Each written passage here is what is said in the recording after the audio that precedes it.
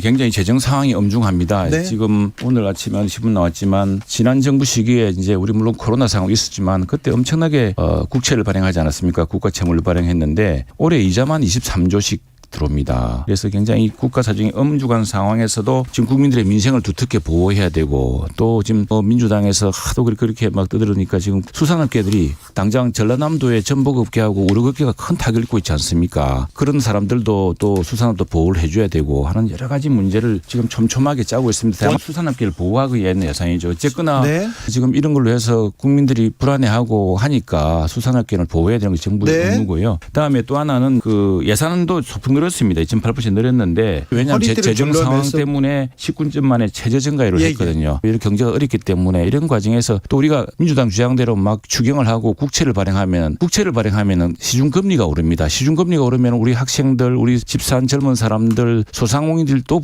이자 부담이 엄청 늘어납니다. 이런 네. 악순환을 끊기 위해서 최소한의 그 증가를 유지한 채 서민들과 소상공인들과 또 그동안 무슨 예산이 어떻게 쓰이지를 모르는 채 카르텔형으로 쓰여지던 예산 부분에 대해서는 좀 엄격하게 심사를 해서 좀 조절하는 그런 예산 조정을 했습니다. 19년 만에 최저 증가율을 보였습니다. 이렇게 봐야죠. 사실은 그 추경호 경제부총리가 우리 의원들에게 이제 경제 상황을 설명했습니다. 굉장히 전 세계적으로 어렵고 또 중국이 리오프닝을 하면 나아질 줄 알았더니 중국 자체가 지금 경제적 불확실성에 들어가 버렸거든요. 이런 상황에서 어떻게 할 것이냐. 전 세계 경제 성장률, 우리 경제 성장률 배기하면서 했는데 정부로서는 지금 뭐 어쨌거나 최선을 다하고 있습니다. 그런데 이게 뭐 재정이라는 게 화수분이 아니거든요. 누군가가 국간을 비우면 다른 사람은 국간을 지키고 다시 채워 넣어야 됩니다. 네. 그렇지 않으면 그 피해자는 누구냐 하면은 우리 다음 세대입니다. 지금 연금을 넣는 사람들이 연금을 못 받습니다. 이렇게 가면은. 그래서 연금개혁, 교육개혁, 노동개혁을 통해서 우리 사회가 정말 젊은 세대에게 빚을 더 이상 물려주지 않고 이 정말 그 미래 성장 동력을 키워나가는 굉장히 피곤한 고단한 결단을 해야 되고요. 우리도 선거 앞두고 있습니다. 민주당처럼 했다면 수십 조씩 풀면 얼마나 좋겠습니까? 국간에 이진난다고 돈 풀면 반드시 표로 들어옵니다. 그러나 지금 그렇게 할 수가 없는 겁니다. 이 선거 상황인데도.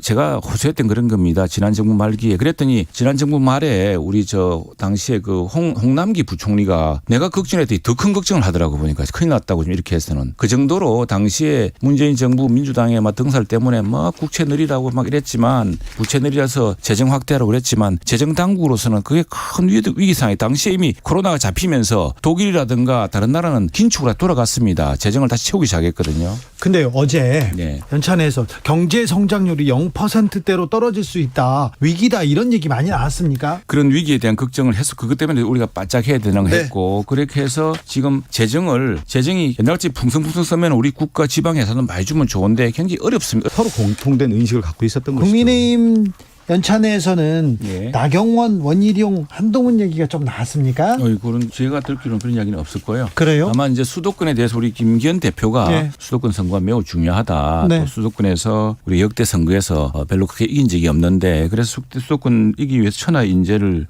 모셔야 한다. 개파를 초월하고 개인적 호불호 관계없이 총선에 승리할 좋은 인재라면은 뭐 정말 3구 초례가 아니라 10구 초례를 하도록 모시겠다 이렇게 다짐을 했죠. 네, 1183님께서 세수가 없어 힘든데 왜 대기업 법인세는 깎아주나요? 이렇게 물어봅니다. 코로나 시기에 그전에 대기업 돈 많이 벌었잖아요. 이렇게 물어보는 그때 이제 법인세를 많이 거두지 않았습니까? 거뒀는데 지금 법인세가 상대적인 것이어서 지금 세계 각국이 법인세를 인하해서 일자리를 만들려고 합니다. 투자를 하고 있고 지금 미국에서 우리나라 SK라든가 삼성이라든가 현대차나 LG, 엔솔 같은 거 데려갈 때 법인세 깎아주고 보조금 주고 이렇게 가는 거거든요. 그래서 법인세라는 게 그렇게 할 경우에 우리나라 기업도 글로벌 기업이고 그다음에 또 우리가 투자를 또 유치를 해야 됩니다. 그것 때문에 하는 것이고 이 법인세라는 것이 결국 세율을 지금 우리가 이제 OECD 중에 가장 높은 수준입니다. 그런데 이제 경제를 살려서 일자리도 많이 만들고 또 기업이 들어와서 기업 활동이 왕성해져야 세수의 규모가 늘어나지 않겠습니까?